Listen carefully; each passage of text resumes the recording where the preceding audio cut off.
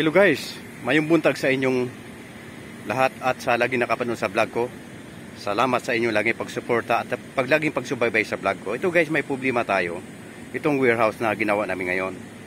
Ngayon, ang kaproblema yung overlapping ng yero. So pakita ko sa inyo idea namin kung paano namin i-repair to yung warehouse na nagkaproblema sa overlapping ng corrugated na yero. Antabayan nyo guys, abangan nyo. Ayan guys. Ito ngayon yung sabay na overlapping ng yero, yung corrugated. Yan. Kahit corrugated o rib type, yan. Siya ngayon. Yung dito sa tingnan natin, okay naman ang yero. So, madaling sabi, ayon sa mga tao ng warehouse, nagka-problema yung tulo. So, na-check ko naman, ang problema palang tulo dito sa dugtungan ng yero. Yan. Ngayon, binuksan ko ngayon isang overlapping ng yero, dugtungan. Yan, tinamang sistema guys. Yan o. Yan.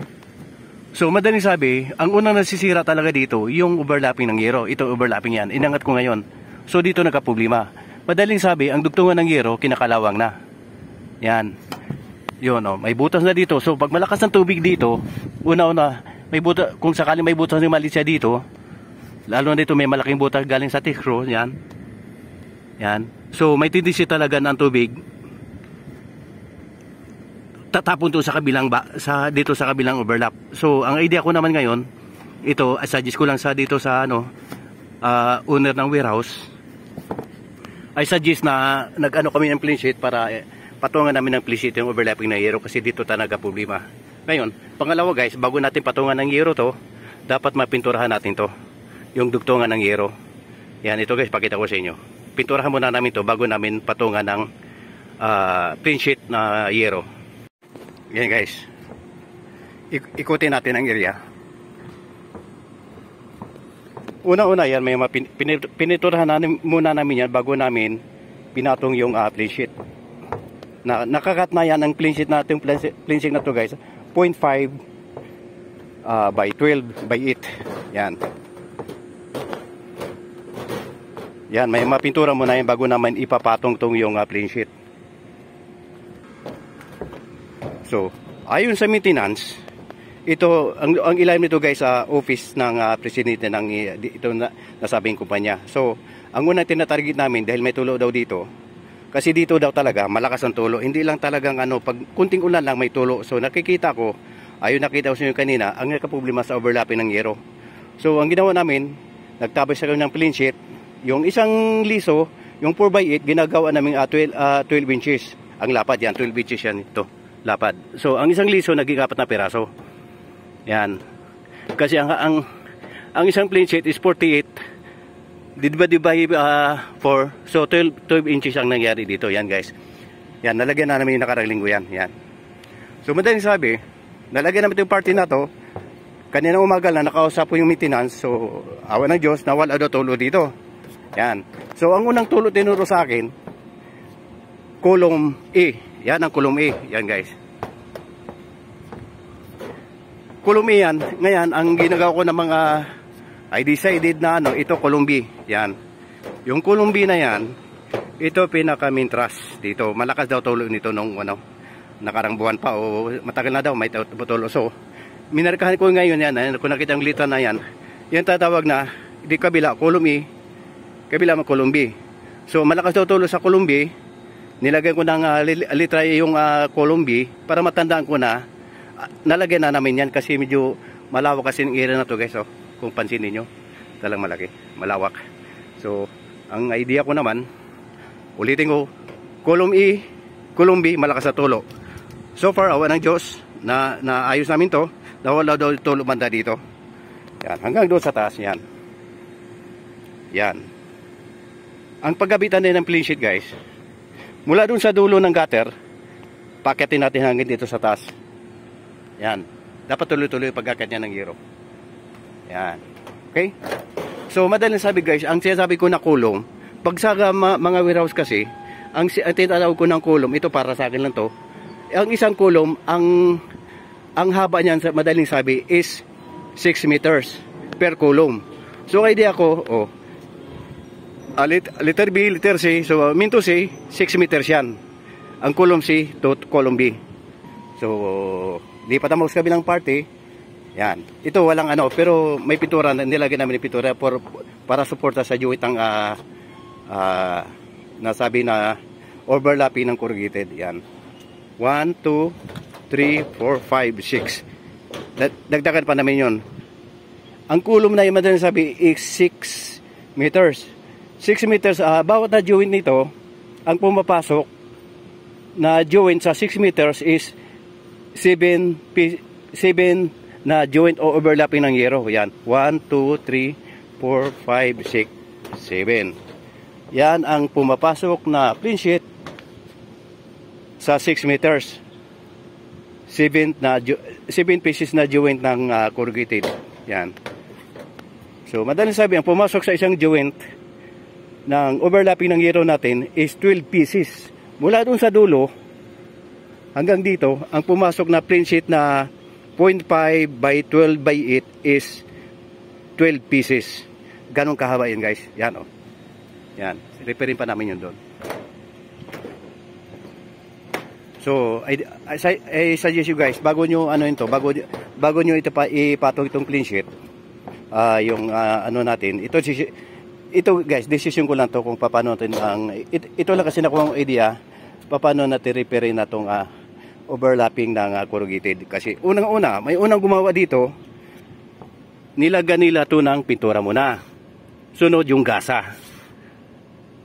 Nakita ko yon. So, ang maganyang sistema guys para sa akin, first aid lang yon.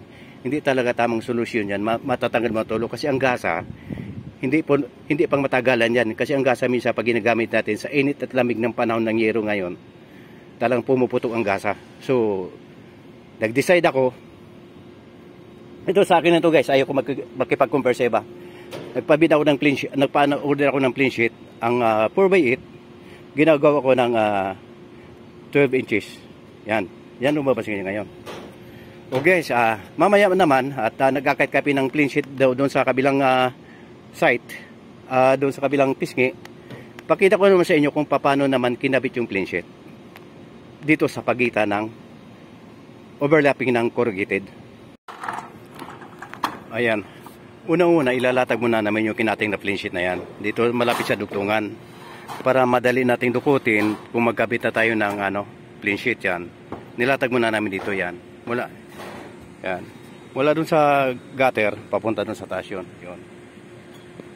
Yan ang sistema. Preparasyon muna, latag muna dito para malapit. Kukunin habang magkagabit na dito dugtungan ng joint ng corrugated. Yan. Ngayon, nakabit na yung corrugated. Yan. Layout pa lang yan para makuha natin yung diretso ng corrugated yan. Mula dito muna. Huwag muna tayong mag-rebit doon. So, dito muna tayo, idiretso muna natin yan.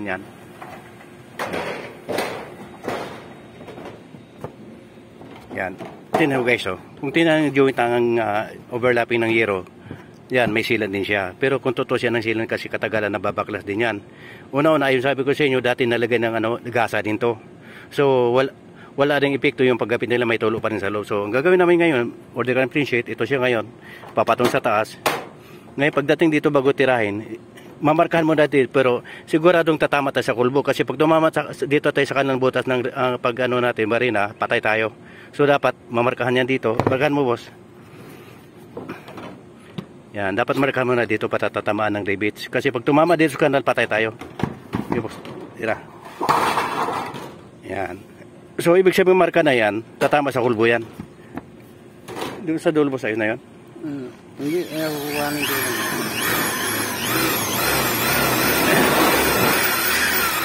Yan. Dito muna kami, pagkatapos na layout namin papunta dun sa taas, balikan namin dito para makuha natin diretso. So dito mo kami ire na ito nakatutok. Papunta ang taas yan. Ngayon, balikan na naman to. Yan. Yan si Gariboy ang magaling mag-revit. Gariboy! Ayos lang, sir? Ayos lang, boss. Tang! Yan ang gusto ko sa iyo. Yan. Yan. Una-una guys, layout muna kami. Yan. Boss Benji, ayos lang, boss? Ayos lang. Puto, naka-safety shoes ka pa. Ayos Yan. Yan, safety shoes sila, yan.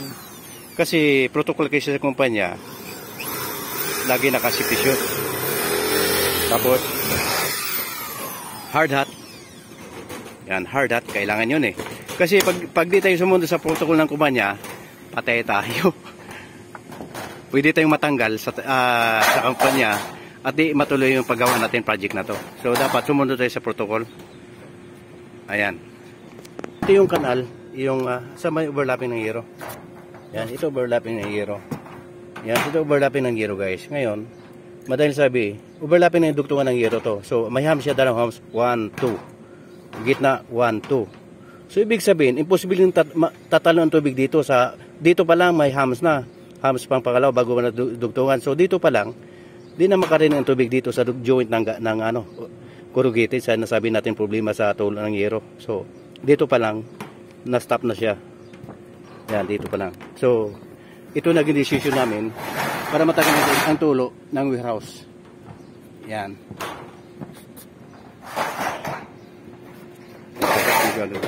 Hey guys, ayos lang? Ayos lang. Ayos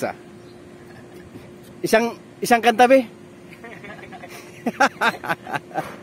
Yan guys, patawa-tawa lang. Ang panahon kasi natin guys dito sa Pilipinas, kung sa amang lugar pa ngayon mga tropa natin nakapanood sa itong vlog na to. Ang panahon ngayon sa Pilipinas, mainit. Sobrang init minsan. Tapos, yan.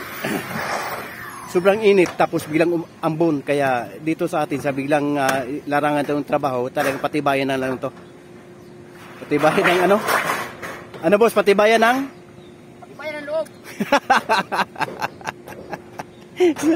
Ayos Yan. Kasi ang panahon dito, sobrang init, biglang umulan, anong malakas, kaya kahapon basang-basa na pati yung brief namin basang-basa. Yan. Okay, dito muna tayo saglit. Yan. Yan magamit ng harness. Yan. Medyo maluwag to guys yung anong warehouse na to. Yan isa yan. Planta, bagong planta. Yan.